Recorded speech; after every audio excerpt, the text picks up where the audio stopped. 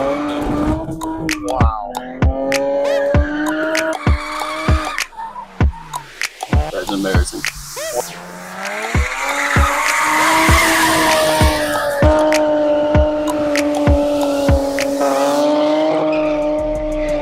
Ball tire zipping Zane and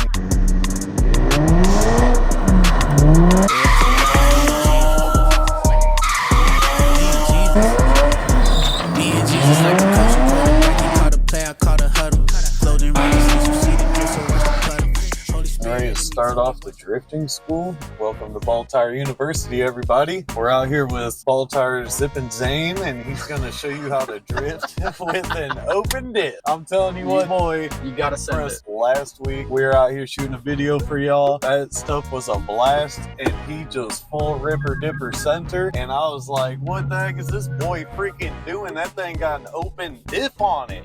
How in the world did you sling it so good last week, Zane? You just gotta get in there. You gotta give it 110% every time you get in it. You can't slack. You just gotta get in. You gotta mat it and you gotta go. If you throw it weird and you don't commit, we're gonna prove to you that this is an open diff by doing a little one-wheeler peeler. That's all she can do. So.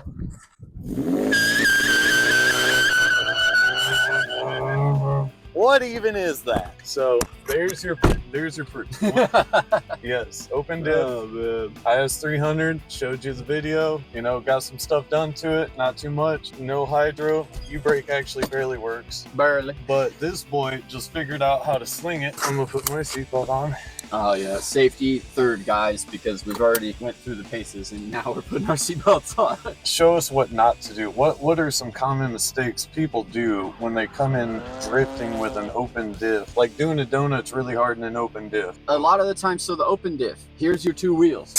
If from a dead stop, it'll naturally try to spin the both, and it'll try to go. As soon as you weight transfer any bit to one side, the side with less weight on it is going to be what spins. Once that happens, your front isn't going to want you to oversteer it anymore, and it's going to want you to correct straight because it starts to grip up on that side with the more weight going to it. So then people will start hitting curbs and stuff, and it's a lot better to have like LSD or a welded. It just is. It's a lot more controllable and predictable. But if you're in the open, you got to weight transfer it, sling it, and then be on throttle. If you're on throttle trying to spin it and then weight transferring, it's already going to be opening, and then you're trying to weight transfer it and it just messes you over. So for some reason, going fast, coming into this corner fast and just hucking it, it allows it to slide, so you're kind of inertia drifting it. Yeah, you're breaking that inertia over to where it makes you oversteer it, and then you're throttling through it all to keep pushing you sideways instead of using like a natural car that's drifting all the time with both wheels spinning in the rear. You can power it over to make it sideways. This one, you kind of have to flick it with the momentum and then get on power. Which goes back to the guy that started the whole drift thing in Japan.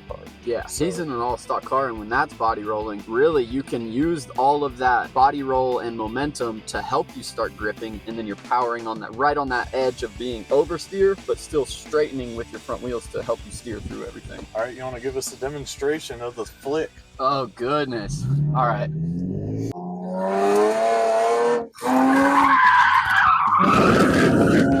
Oh, no. Well, going that way, I think that's like my grippier rear tire, so it just throws it all crazy. The jitters are too jittering. All right, so here's a good, fine example on how to drift.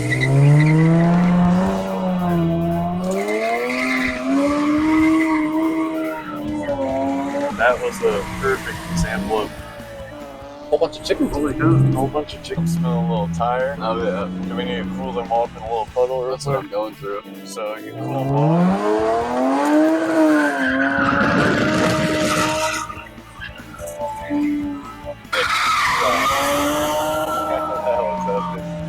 Oh, yeah. It's a pretty cool tee you got on there. Can you lean forward a little bit? Oh, yeah, look at that. Tell them about the merch. We got the IS 300 merch. We're giving you guys driving tutorials.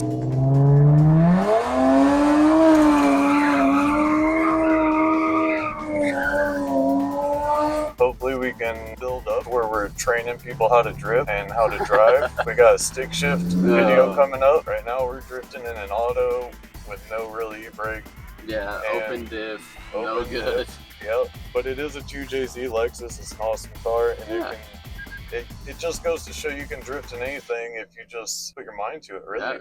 Yeah, really. because you can see him just pushing that car around the corner. Yeah, like you have to be fully driving it. It's not like, Easy oh, drifting. you just power over and it's sliding for you. You have to be committed and throwing it, and it gets to be a lot. But like those right there, that's what's really nice about it is once you figure it out, it might be like that first one of the day and you're like, oh, I understeer, and then it's like, oh, okay, now I'm freaking back in it, and I just haven't done it in a week, and then you're getting it. But yeah, there's no clutch to kick or to save you when you start spinning. There's no nothing. It's no just hydro brake. This is real drifting. This is grassroots style. You're just out here with a rear-wheel drive car, hucking it to get it sideways, and you're driving through it. Forcing it. You have to force it. You have to with the open diff. Yeah. So this is training. Basically, you got to come in hot, right? Yeah, pretty much. You have to be like getting enough forward momentum to where when you throw it to the side, that momentum has enough inertia to carry you forward as well once you're getting on power too. And then once you're in the drift, you can't pull straight out of it. You got to keep it in the drift, and you got to keep it at the angle with,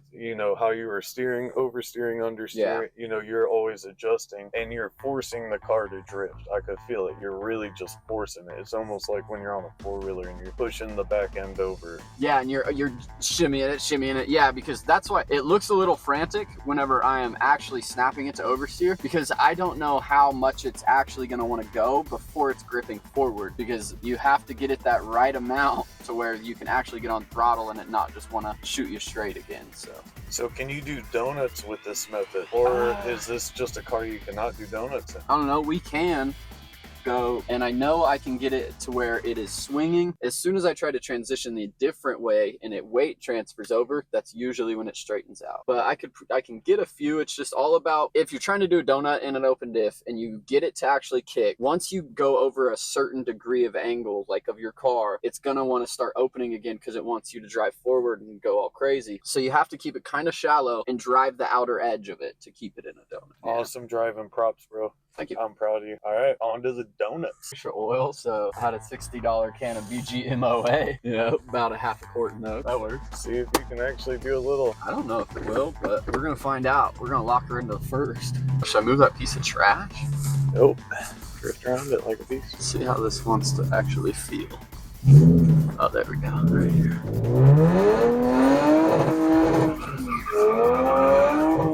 Oh, you got it partially though. That was good. Maybe if I do it in second, it'll give me the wheel speed that I need to carry it wide and not be unlimited. When you're drifting in open diff, it's not, you don't want to do a burnout and then go in. You want to. You gotta kind of power it over a little bit and get it to a little bit of transfer and then get power. Yeah.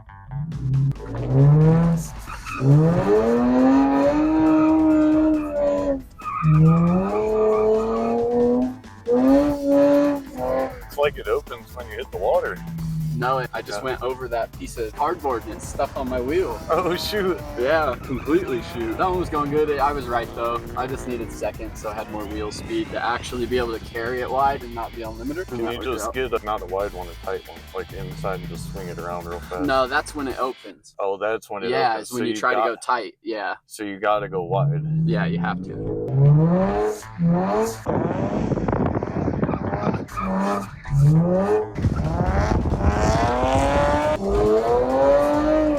Oh.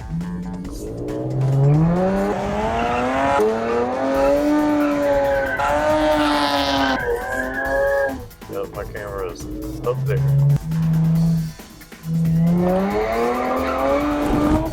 Wow. That was a sweet shot. Oh my goodness, that was so cool. It's just an auto open diff. Auto open diff. Regular e-brake kind of works, kind of don't. It's a daily. I'd never do this stuff unless we're filming something. So if you ever wanted to know how to drift an open diff, this video's for you. Oh yeah. Guys, once again, we have some t-shirts we were making. I covered up. Let me get this thing off so I can show you. Look at it. Look at these. Look at it. Look at these. Bulb Tire IS 300. Bulb Tire certified pocket tee on there. These things are awesome. I love these shirts. I keep talking them up to my friends. They love them too. Check them out on our eBay store. It's always in the link below. If you like this stupidness of us just trying to give you pointers, like, comment, tell us what else we should try and do to laugh, to get you guys information for whatever. Let us know. Bulb Tire out. After filming, someone got a little excited. Tapped a curb a little bit. You jumped a curb. Where we was in the air, almost flipped. No No, we did not. This guy's overselling it. And now we're, you know, went from 70 to 0 real fast. I just had to get a little blooper clip of us limping the old girl.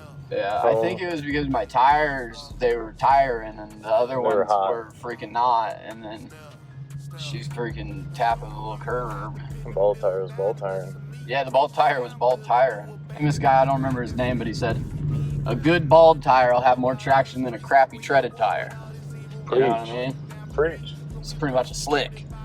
Yep. We'll keep it going. We'll keep trucking. We'll make, you know, we'll be good. We got 50 wheels, 50 tires, 50 balls, 50 good. Toyota for the win. They build these things like the dang old Toyota trucks everyone rants and raves about. No, they sleeping on the IS300s Toyota built. This thing jump 15 foot in the air, spin around, do a backflip, and then drive away like nothing ever happened. The wheel shatter. It's $100 wheel. Like, $100 wheel, bro. Rather have to buy $300 arms. Arms, axle. Yeah. Look at the pretty things.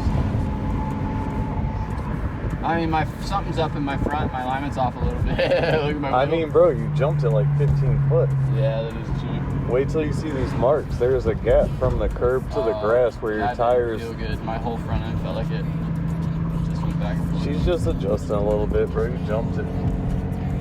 You can see him from all the way over here. Yeah, this is the spot, boys. He was coming from coming right here. Coming right here. He was flying. We was going about 50 right here, a little bit sideways.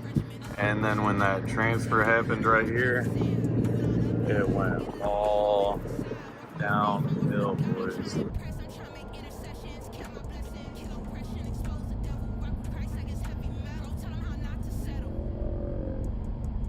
And somehow.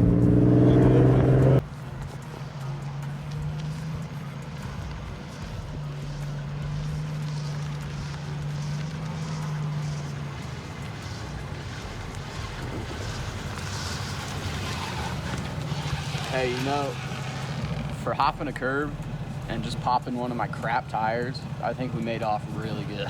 Look around.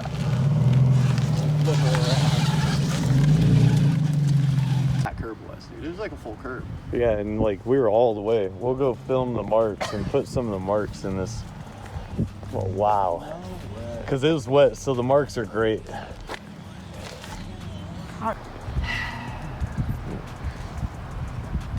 Dang. So I remember in the last video you were talking about these being reps. So that's what happens when you get reps. Hey girl. Sorry. Kicked your ass today, my bad. Oh my goodness. Oh, that's wires to something. Oh man, it's everywhere.